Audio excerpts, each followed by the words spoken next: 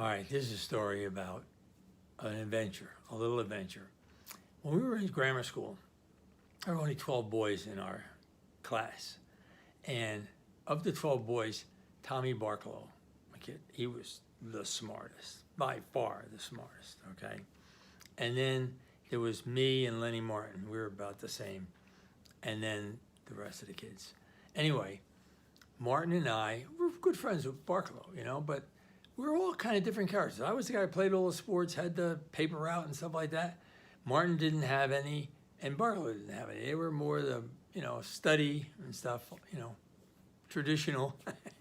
I don't know what is traditional now, but they were studiers. Anyway, we're talking one day, the three of us, and at that time, a lot of parents bought their kids chemistry sets, and it was the thing to do. It was trying to introduce the kids into chemistry, a better world through chemistry and all that stuff at the time.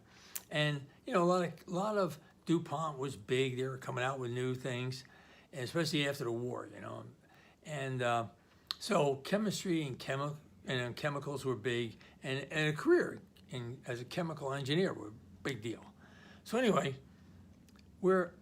Tommy Barkalow gets a chemistry set, and he's talking about different things he can make and stuff like that. And lo and behold, I don't know whether it was me or Martin or Barkalow, but we get the idea that, we could, with the right combination here, we can make some gunpowder. And so we go, okay. Now the chemistry set he had didn't have all the components for the gunpowder. So we had to buy things from the drugstore. Now, believe it or not, you could buy things from the drugstore that today you can't buy, So you had to buy potassium nitrate, and you needed powdered charcoal, you needed sulfur, and something else. Anyway, those three, and then we added something else a little later on. I'll tell you about that. Anyway, so we go into the drugstore, and we had these stories about my aunts making this tonic, spring tonic or something like that. And believe it or not, people did. And they put sulfur into the spring tonic. And they put potassium nitrate was, I forget what it was used for. But anyway, people used it. So we had an excuse for why we needed potassium nitrate. We went to different stores. Different kid went in this store, different kid went in this store. And we're collecting this stuff, and so nobody gets a hint to what we're doing. It's very undercover here. And the goal was to build a big firecracker, okay, with the gunpowder. And then a big enough firecracker, get this, to blow up a chicken coop. Now, a chicken coop is just a shack, okay? And then they would put fencing around it, and they raised chickens there. And during World War II, when you couldn't buy meat and eggs and stuff like that, was hard to buy. They were all rationed. A lot of people in a small town like Singac, where you had room, would build a little shed out and back, usually in the woods or something, so it went out of sight, and they would raise chickens in there. And they'd get eggs, and every once in a while they'd bump off a chicken, and they'd have chicken.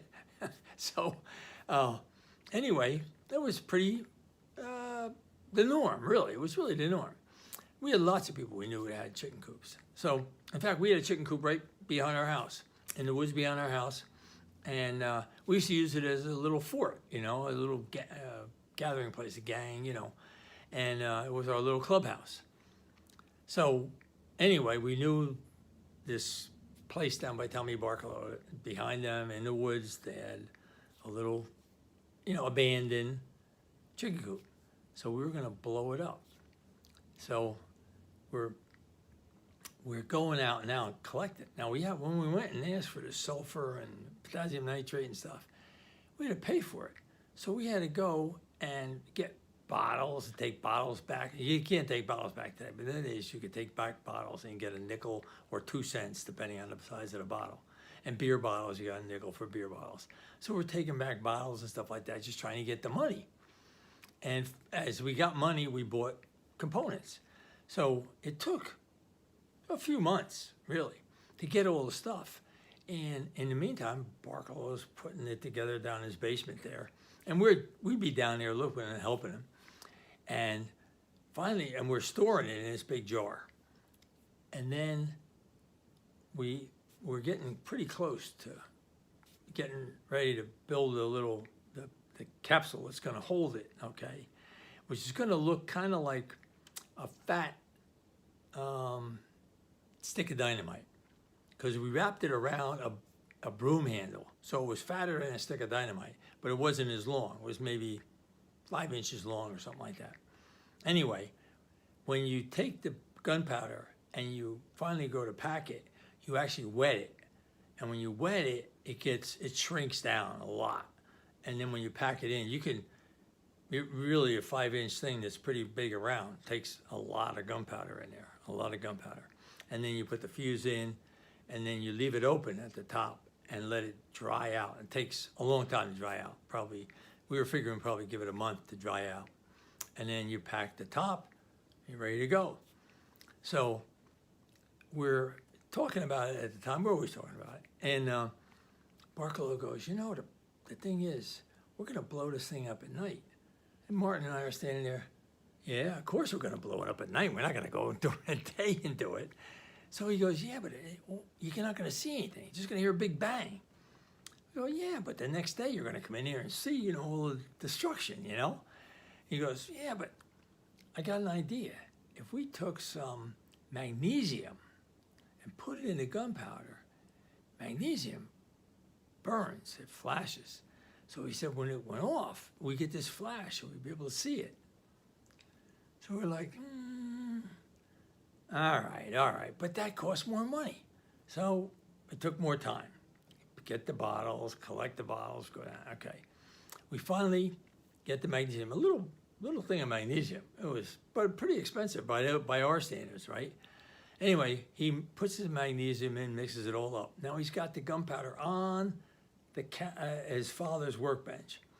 And it's about a circle that's about a foot or a foot and a half, and it's about 3 or 4 inches high. I mean, it's fluffy, but there's a lot of gunpowder there.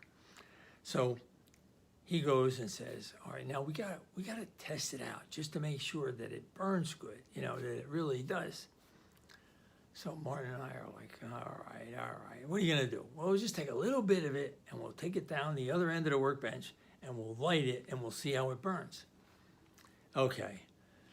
He goes on the other end of the workbench. A little bit. He just took a little bit. He lights it. Well, in the little bit was a piece of magnesium. And the gunpowder went, pew, and the magnesium lit up and went, pew, flew through the air, right down, lands in the rest of the gunpowder. Whoa, the rest of the gunpowder goes. All our work, all our money, whew, burn up. The smoke filled the basement was full of smoke.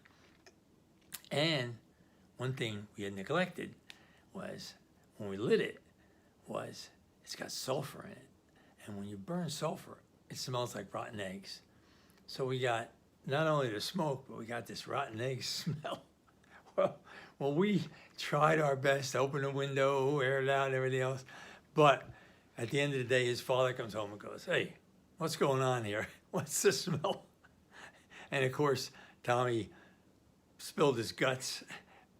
But his father, to his credit, for us, he called us in the next day, but he never told our parents.